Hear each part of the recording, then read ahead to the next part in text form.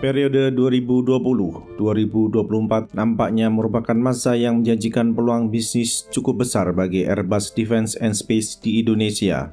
Produsen dirgantara multinasional Eropa yang sebagian kantornya berada di Prancis ini melirik beberapa program pengadaan sistem senjata yang telah disetujui oleh Kementerian Perencanaan Pembangunan Nasional atau Bappenas.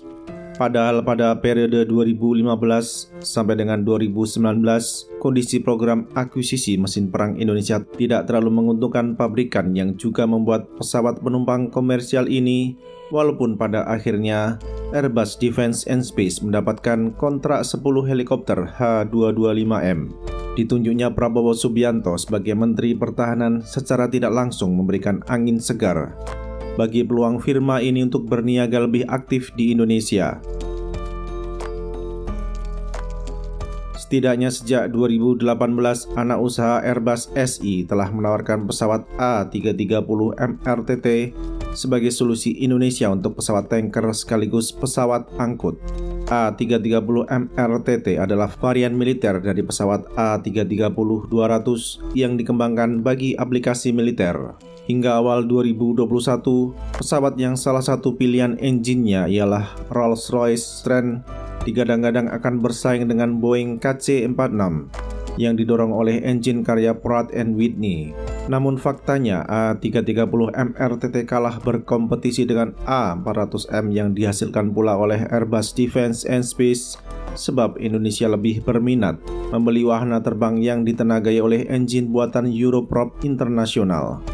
Keberhasilan pembuat pesawat yang dulu merupakan hasil merger beberapa produsen pesawat negara Eropa menjual A400M ke Indonesia sesungguhnya tidak mengejutkan. Karena sejak 2016 Airbus Defence and Space telah melancarkan kampanye pemasaran A400M di Indonesia. Dalam kesepakatan akuisisi yang ditandatangani pada 18 November 2021, Jakarta setuju membeli 2 A400M dan opsi 4 A400M. Bagian lain dari kontrak tersebut adalah pemberian Autonomous Right CN235 kepada Indonesia, selain transfer desain NC212I dan Sales Authorization kepada PT Dirgantara Indonesia. Kedua hal itu tercatat sebagai offset tidak langsung pembelian pesawat angkut yang ditenagai oleh 4 Europrop TP400D6 engine, sedangkan offset langsung pengadaan diberikan kepada PT GMF Aero Asia Tbk. Airbus Defence and Space memberikan hak untuk MRO kepada anak usaha PT Garuda Indonesia Tbk, termasuk Military Technical Publication. Keberhasilan Airbus Defence and Space menjual A400M ke Indonesia tidak berarti peluang bisnis sudah habis. Sekarang industri dirgantara Pan-Europe tengah berupaya memenangkan sejumlah kontrak di Jakarta. Program pengadaan helikopter angkut berat oleh Kementerian Pertahanan tercatat sebagai salah satu peluang bisnis yang dilirik oleh produsen pesawat sayap tetap dan pesawat sayap putar ini. H225M disodorkan sebagai solusi bagi Indonesia untuk kebutuhan pesawat sayap putar angkut berat, di mana helikopter itu boleh jadi akan berkompetisi dengan produk lain asal benua biru. Rencana pengadaan helikopter latih pengganti Bell 47G diincar pula oleh Airbus Defence and Space lewat Airbus Helicopters, di mana Airbus Helicopters menyodorkan H145M untuk menggantikan pesawat sayap putar karya anak bangsa Amerika Serikat. Helikopter karya anak bangsa Amerika Serikat yaitu Bell 505 ditawarkan oleh Bell Textron guna mengisi posisi yang sebelumnya diisi oleh Bell 47G. Kompetisi antara Airbus Helicopters versus Bell Textron ialah persaingan antara twin engine Halo melawan single engine Halo. Meskipun bersaing, kedua helikopter mengadopsi engine dari pabrikan yang sama yaitu Safran Helicopter Engines. Selain berkompetisi untuk wahana yang terbang di dalam atmosfer bumi, Airbus Defence and Space juga bersaing bagi wahana yang terbang di luar atmosfer bumi. Program satelit pertahanan Indonesia senilai 300 juta US dollar menempatkan produsen satelit tersebut berhadapan dengan Thales Alenia Space, di mana kebutuhan Jakarta adalah Earth Observation Satellite. Salah satu fungsi Earth Observation Satellite adalah kepentingan mata-mata. Misalnya, mencari tulisan nama satuan militer di atap-atap pangkalan militer negara lain. Kompetisi antara kedua firma cukup ketat, walaupun keduanya tidak akan menjadi prime contractor dalam program yang dibiayai oleh utang luar negeri.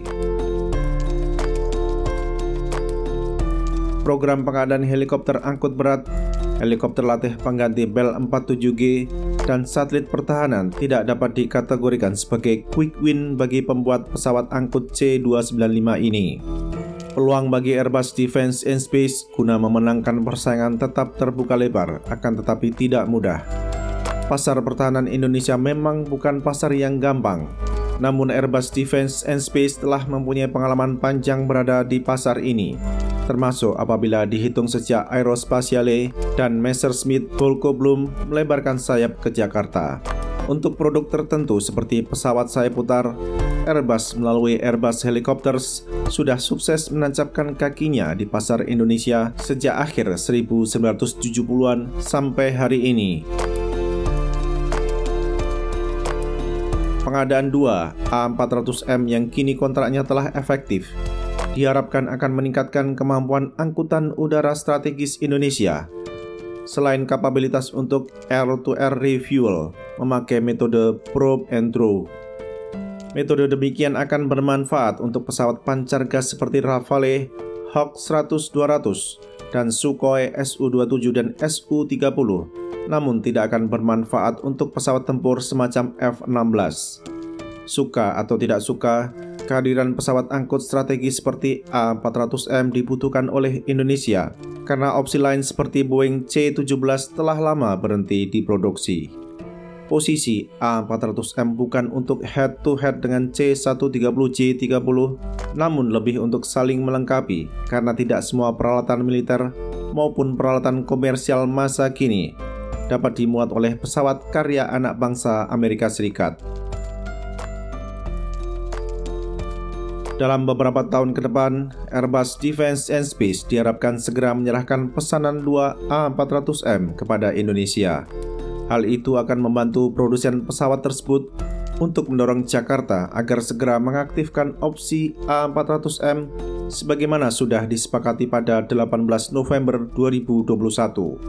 Guna mendukung sustainability A400M di Indonesia, diperlukan pula sarana-prasarana pendukung wahana tersebut.